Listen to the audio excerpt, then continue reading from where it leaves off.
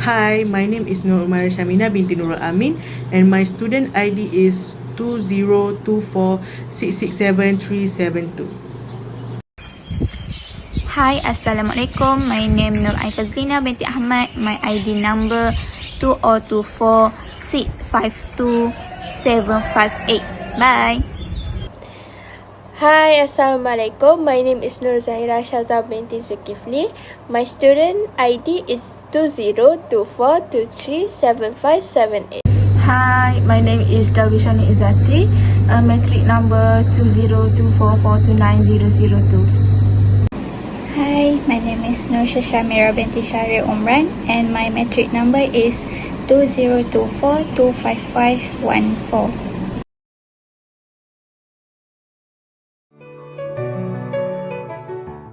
Introduction of Islam Hadhari. Islam Hadhari was introduced by Tun Abdullah Ahmad Badawi in 2004. Islam Hadhari aimed to align Malaysian modernization with Islamic values. The core objective of Islam Hadhari is to promote holistic development, material and spiritual, based on moral and ethical principles. Islam Hadhari inclusive approach is to respect Malaysian multi-ethnic, multi-religious society by promoting tolerance and inclusion. It emphasizes on knowledge as a vital tool for human capital development, innovation and global competitiveness. And Islam Hadhari goals is to build a country with socially harmonious and well-developed economy society rooted in Islamic values. Malaysia is still trying to balance between religious education, which fight and character, and technical education, TVET, which focuses on industry skills. This imbalance can cause religious students to lack practical skill, while TVET students may miss out on moral and spiritual values. Islam Hadhari promotes balance, both spiritual and physical development. It encourages an integrative education system that produces individuals who are skilled, knowledgeable, and have strong Islamic value. For example, TVET can include Islamic ethics and finance, while religious schools can teach IT and digital entrepreneurship. Education investment must be inclusive, combining industry needs with moral development to produce holistic human capital as guided by Islam Hadhari. Second issue of cost and benefit. Rising education costs are a major concern in Malaysia, especially for low-income families. It's not just tuition fees, but also living costs like food, transport, and materials. This creates inequality where smart students from poor backgrounds may not continue their studies. Islam Hadhari emphasizes knowledge and justice, so education must remain accessible to all. One solution is through educational work. For example, in Terengganu, Wakaf Fund have helped students. This shows the need for better support system. In short, we must ensure fair, affordable, and inclusive education, so no one is left behind in building a better future for the country. The next issue is the imbalance in allocation between TVET and religious education. TVET is often given priority because it is considered capable of generating the economy, while religious schools often lack funds, learning facilities, and technology. As a result, TVET students may lack Islamic moral values, while religious students do not master modern skills. This produces an unbalanced generation. For example, excellent in terms of spirituality but weak in terms of skill. According to Islam Hadhari, Human development must be comprehensive in all aspects. Therefore, the government need to manage the distribution of funds so that religious institutions also receive modern facilities. This will not only empower religious students with current skill, but also open up a wider space for da'wah through technology, in line with the principles of Islam Hadhari, which promote progress for the good of the Ummah. Firstly, Islam Hadhari emphasized the importance of both religious and modern knowledge. It encouraged Muslims to master not only religious teaching but also science and technology while staying true to Islamic value. As Tun Abdullah Ahmad Badawi said, the acquisition of knowledge is the key to elevate the poor from poverty. Education in Islam Hadhari is seen as a way to improve thinking, fight poverty, and build a better nation.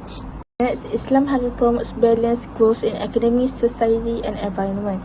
This is to improve the quality of life and ensure social harmony in a diverse community. The concept of wasatiyah or moderation is very important in Islam Hadhari, as it encourages peace, justice, and fairness for all regardless of religion and background. Islam Hadhari focuses on balancing spiritual and material needs, combining modernization with moral values. A good example in the community project in Kuala Lumpur in 2005, when youth received vocational training and environmental education at the same time. Lastly, Islam Hadhari highlights the need to be fair, honest, and trustworthy governance. It faces fighting corruption and treating everyone with justice and integrity. Tun Abdullah Ahmad Badawi made it clear that Islam Hadhari is not a new religion or ideology but a return to the true value of Islam, like honesty, justice, and tolerance. He also believed that a Muslim country can be modern, democratic, tolerant, and economically competitive. This was clearly stated at the 2006 United Nations General Assembly. Next, we are going to talk about actors in Islam Hadhari. The first actor is Tun Dr. Mahathir Mohamad. Tun Dr. Mahathir Mohamad laid early groundwork through Asian values policy. He influenced the direction of Islam Hadhari, countering past Islamic state idea. The second actor is Tun Abdullah Ahmad Badawi, the main creator and promoter of Islam Hadhari. Tun Abdullah Ahmad Badawi main objective of creating the policy is to balance the Islamic principles with modern governance. He emphasized personal and societal responsibilities, Fardu Ain and Fardu Kifayah. The third actors is cabinet ministers. Their roles is to implement Islam Hadhari in their ministers. For example, religious affairs minister need to promote Islamic ethics, while foreign ministers can use Islam Hadhari for international harmony. The fourth actors is UMNO Islamic thinkers. UMNO thought of the concept to counter past idea of Islamic State. They support moderate and civilized Islam. The next one is other political parties like MCA, MIC, Gerakan, and PPP. They are encouraged to promote Islam Hadhari among non-Muslim. However, these political parties is less active in implementation of Islam Hadhari. Next, government agencies. JAKIM, JASA, YADIM, and IKIM. JAKIM led policy coordination and implementation, while the others supported promotion of Islam Hadhari. In this part of the presentation, I will explain the implementation strategies of the Islam Hadhari policy, which aim to uplift the Muslim community through a balanced development of spiritual and material aspects. It promotes values like faith in God, trustworthy leadership, independent citizen, and balanced economic growth. To achieve these goals, several strategies were implemented. The first establishment of the Majlis Kebangsaan bagi Hal Ehwal Agama Islam Malaysia (MKI). This council coordinates Islamic affairs across Malaysia, chaired by the Prime Minister and supported by JAKIM. MKI ensured that Islam Hadhari is consistently discussed and reviewed at the national level. It also manages key religious matters such as halal certification and religious broadcasts. The second implementation strategy is the creation of the Institute of Islam Hadhari at Universiti Kebangsaan Malaysia (UKM) in 2007. This institute conducts research in fields such as politics, economic, and science from an Islamic perspective. It also runs annual programs like the virtual summer school, allowing students from local and international to explore Islamic thought in a plural society. The third implementation strategy is the Jacob program. This program implemented in schools to improve Islamic education. Jacob stands for Jawi, Quran, Arabic, and Fardu Ain.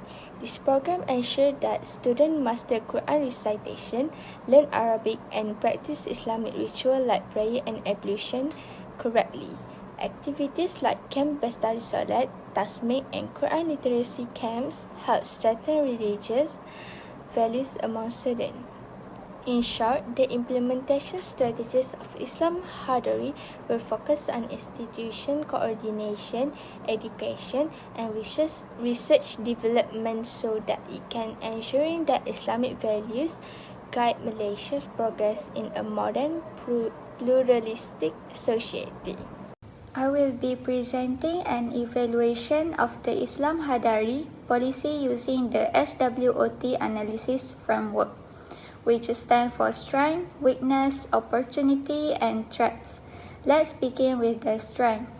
One major strength of Islam Hadhari is its inclusive nature. It was designed to suit Malaysia's multiracial society. This means it protects the rights of everyone, not just Muslims. It promotes peace, fairness, and respect between different religious and ethnic groups. Another strength is that it supports Malaysia's national goals, such as Vision 2020. It promotes clean leadership, integrity, and modern progress in science and technology, while still following Islamic values.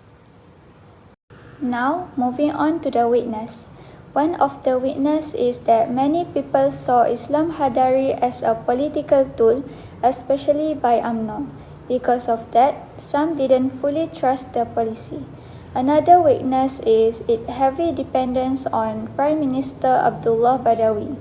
After his leadership ended, the policy was not continued and slowly faded away. Next, let's look at the opportunity. Islam Hadhari can be used to improve the education system by teaching values like honesty, fairness, and responsibility. This helps build future leaders with strong morals and knowledge. It also opens the door for interfaith dialogue. That means encouraging peaceful conversation between Muslim and non-Muslim so that there's more understanding and less fear. Lastly, we have the threats.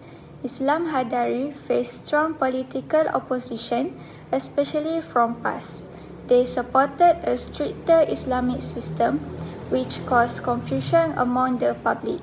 It was also challenged by issues like rising costs of living and economic inequality. If people don't feel the policy help them in real life, they may stop believing in it. In conclusion, the Islam Hadhari policy was created to show that Islam can work well with the modern life in a multicultural country like Malaysia.